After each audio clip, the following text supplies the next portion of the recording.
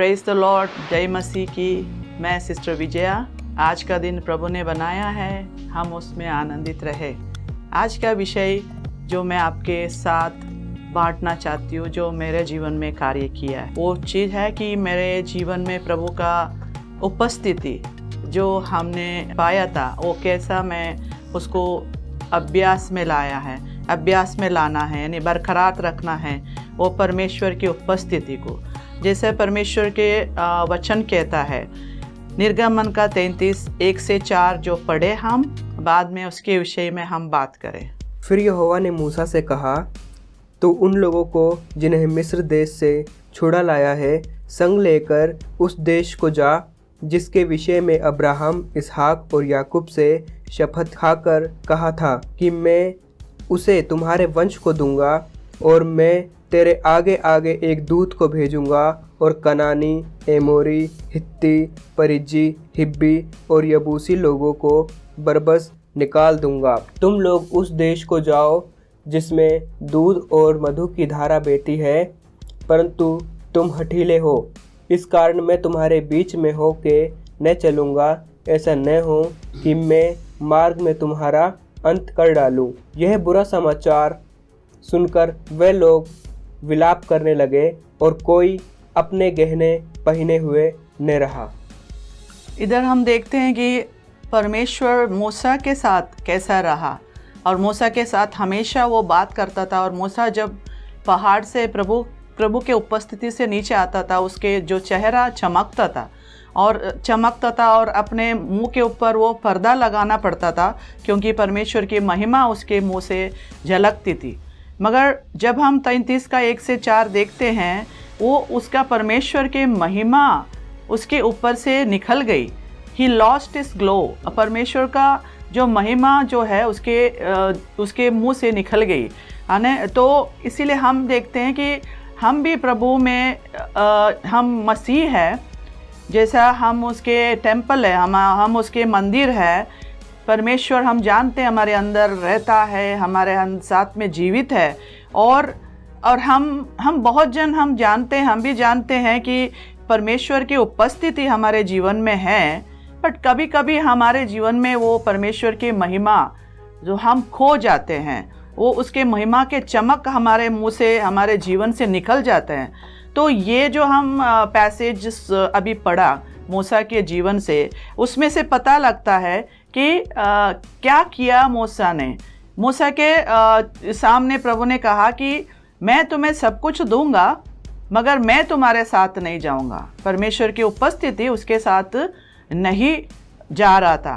तो मगर मूसा उसको सुन के चुपचाप रहा या नहीं, उसने उसका उपस्थिति को प्रैक्टिस करने के लिए, यानी अभ्यास करने के लिए कुछ चीज़ किया। परमेश्वर उनको सब कुछ दिया और बोल रहा है कि मैं मेरे दूतों को मैं आगे भेजूंगा, तुम्हें सब कुछ दूंगा, मैं तुम्हारे शत्रुओं को निकाल दूंगा, मगर मैं तुम्हारे साथ नहीं आऊँगा। तो ये चीज़ को हम देखें कि मूसा ने क्या किया वो समय में। वो चुपचाप रहा। क्या हमारे जीवन में जब प्रभु हमारे साथ नहीं चलता और हमारे जीवन में उसके ग्लोरी, उसके महिमा हमारे ऊपर नहीं चाहता, हो सकता है हमारे पास सब कुछ रहता है, मगर वो हमारे साथ नहीं चलता, कि हम क्या कर सकते हैं? हम चुपचाप रहेंगे या प्रभु का वो आशीषों को लेके हम चुपचाप रहेंगे? क्या प्रभु आए या नहीं आए हमें कुछ मतलब नहीं है उसका। मगर मूसा को ऐसा नहीं था, मगर मूसा ने एक ऐसी चीज़ किया है जो वो चाहता था कि प्रभु की उपस्थिति, परमेश्वर की उपस्थिति उसके साथ हमेशा बने रहे।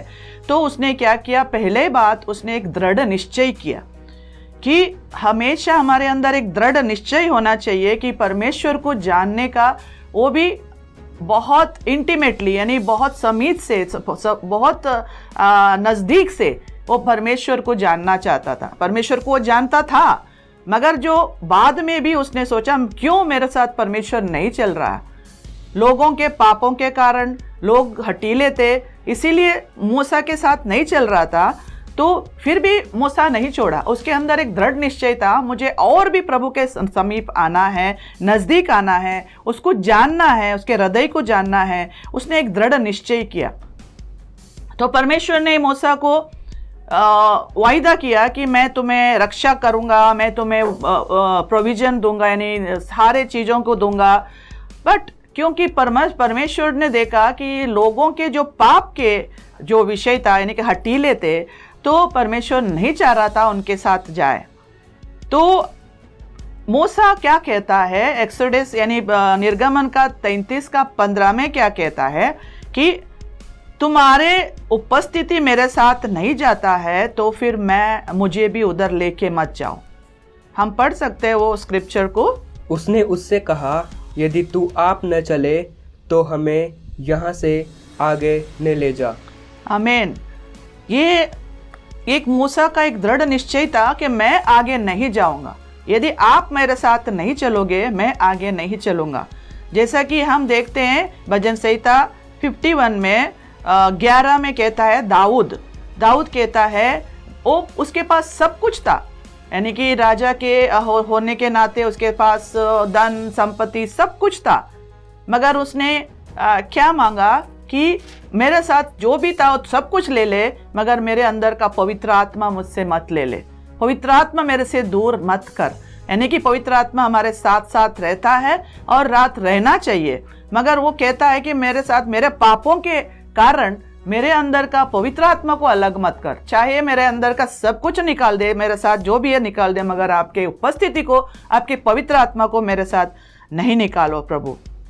जैसा हम देखते हैं मूसा ने दृढ़ निश्चय किया, यदि परमेश्वर उसके साथ नहीं जाता है तो वो नहीं जाना चाहता है। और हम भी हमारे अंदर ऐसा देखना चाहिए हमारे जीवन में, यदि परमेश्वर की उपस्थिति हमारे पास नहीं है और हमें आगे नहीं जाना है प्रभु के पास, हम दृढ़ निश्चय से बोल रहे हैं, प्रभु आप कदम कदम में मेरे साथ आप चलोगे, मेरे साथ चलोगे, मेरे साथ और कोई नहीं तो भी चलेगा, मगर आपका उपस्थिति मेरे साथ हमेशा बना रहेगा। सो पहले बात तो हमें परमेश्वर का उपस्थिति में चलने के लिए एक दृढ़ निश्चय, डिटर्मिनेशन चाहिए, यानी दृढ़ निश्चय चाहिए कि उसके सामने हमें बोलना है कि प्रभु आप मेरे साथ चलोगे। इसके एक एग्जाम्पल यानी हम उदाहरण दे सकते हैं, जैसा हस्बैंड वाइफ यानी पत्नी और पति शादी तो करते हैं, मगर वो कहता है कि हम सेपरेट रहे, ठीक है, हम सेपरेट रहे, यानी कि हम अलग अलग रहे। मैं तुम्हें पैसा दूंगा, मैं तुम्हें हर चीज तो मुहैया करूंगा, सब कुछ करूंगा, मगर मैं तुम्हारे साथ नहीं रहूंगा। ये ऐसी ही बात हुई कि परमेश्वर हमें सब कुछ देता है, मगर वो कहता है मैं तुम्हारे साथ नहीं रहूंगा। ये एक अच्छा उदाहरण है। यानी बहुत सारे ऐसे लोग हैं कि हस्बैंड वाइफ अलग रहते हैं, मगर वो अपने क्या बोलते हैं उसका सारे चीज मुहैया करते हैं और प्रोटेक्शन सब कुछ करते हैं, मगर वो तुम्हारे साथ नहीं रहूंगा। तो प्रभु भी यही कहता है मूसा को, मैं तुम्हें सब कुछ दूंगा, तू किधर जाता है उधर जाओ, ये करो, मगर मैं तुम्हारे साथ नहीं जाऊंगा। तो हमें परमेश्वर का कोई भी ब्लेसिंग्स यानी कि आशीष हमें नहीं चाहिए यदि उसकी उपस्थिति हमारे साथ नहीं जाएगा।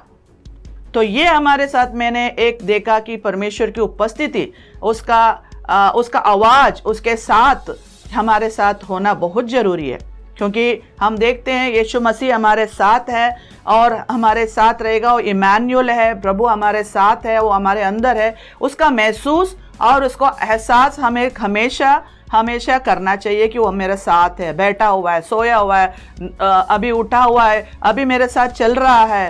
यानी कि परमेश्वर के आवाज़, उसके उपस्थिति मेरे साथ हमेशा हमें देखना चाहिए, ना कि हमारा वो सारे चीज़ उन्होंने हमें दिया है, वो आशीष उसमें खोना नहीं है। उसमें खो के हमें परमेश्वर को, उसकी उपस्थिति को नज़रअंदाज नहीं करना चाहिए।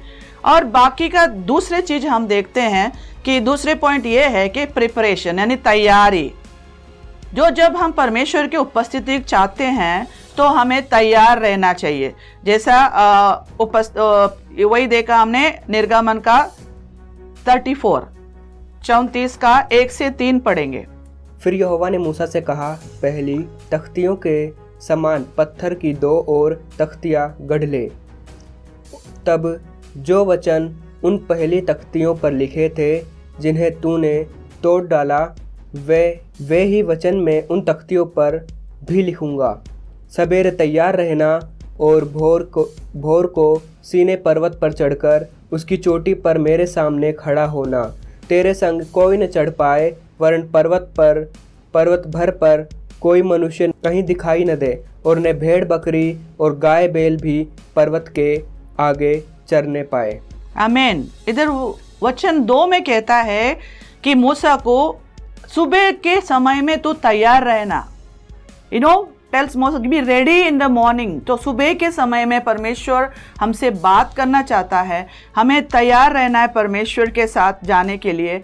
जैसा और हमारे जीवन को हमें तैयार रहना चाहिए, तैयार रखना चाहिए, रेडी रखना चाहिए, और प्रभु के पास उससे पास आके उसका सुनने के लिए, उसकी आवाज़ सुनने के लिए, जैसा मूसा को उन्होंने कहा। जैसा हमने देखा अभी भजन संहिता 51 का 11 में और 10 में दाऊद भी कहता है, मेरे हृदय को शुद्ध रख कि मैं आपके सामने आ जाऊं।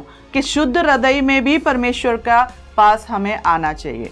Create in me a clean heart, है ना। परमेश्वर चाहता है कि हमारे हृदय को हम शुद्ध रखें, क्लीन रखें, कि तैयार रहे कि उसके उपस्थिति में हम आ सके।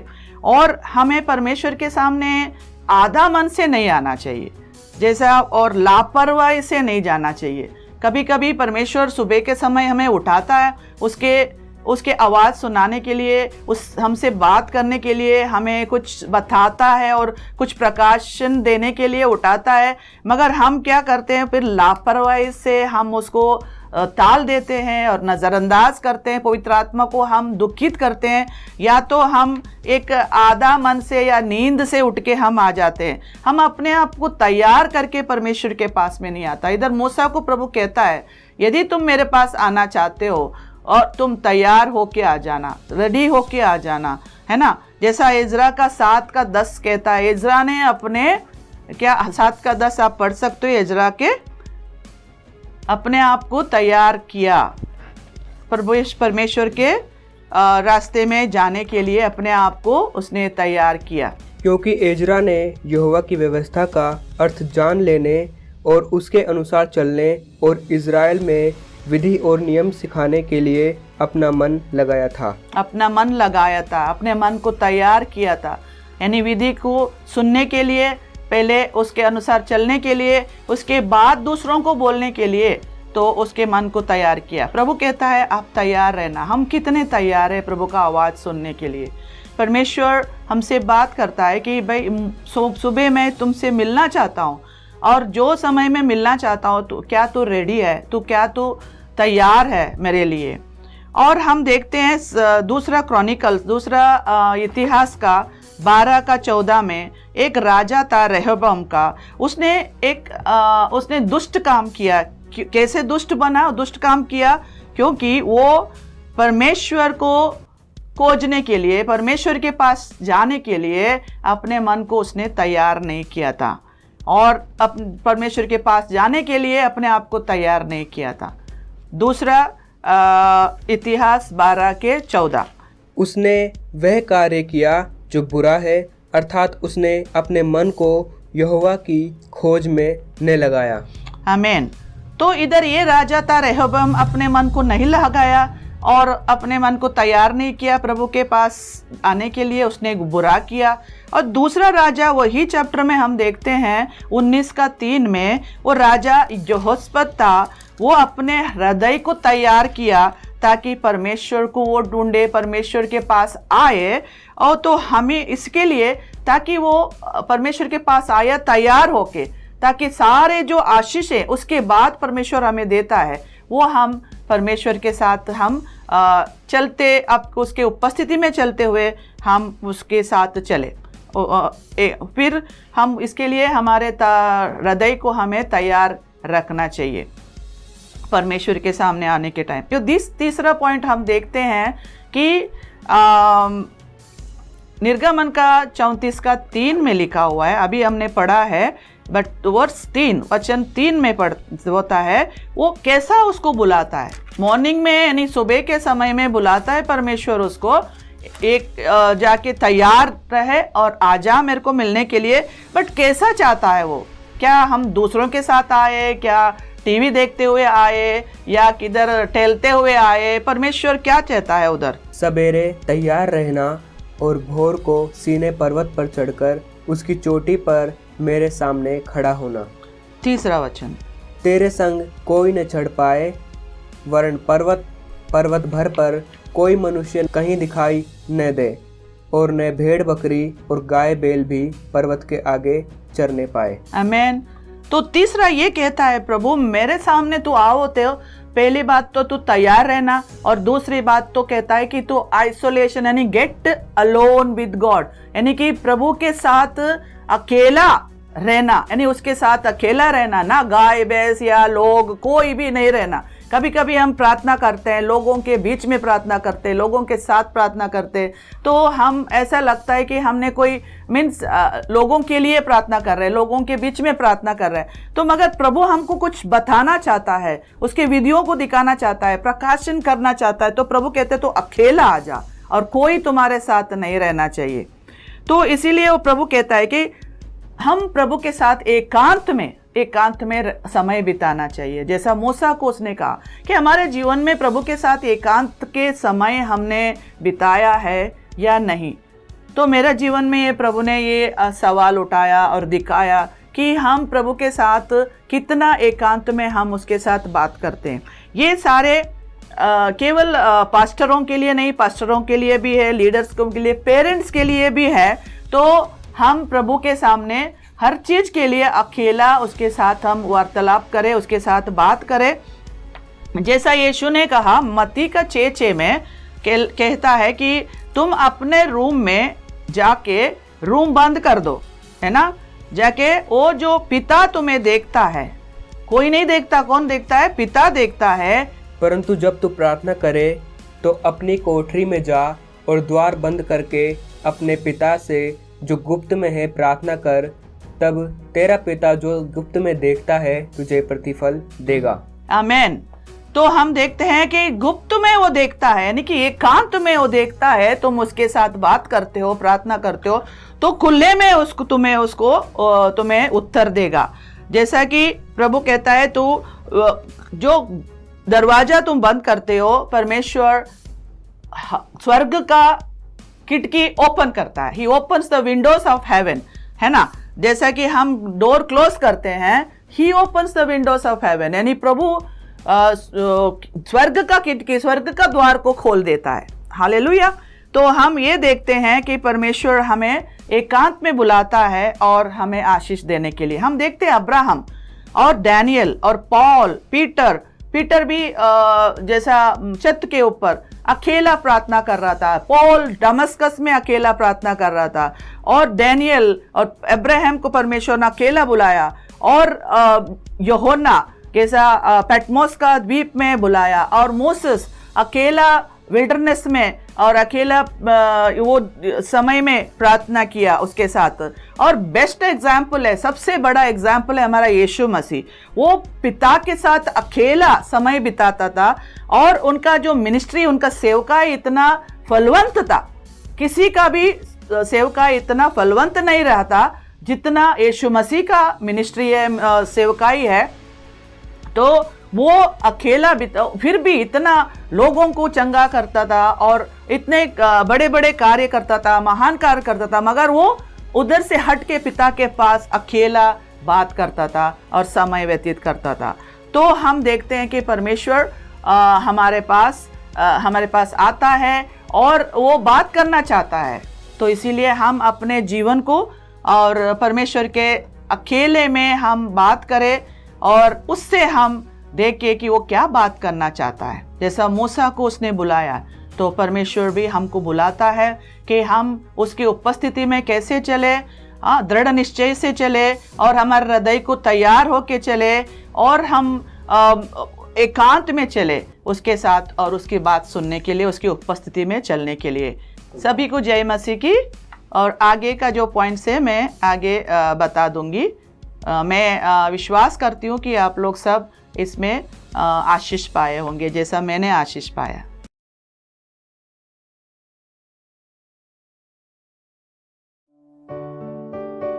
How do you start your day?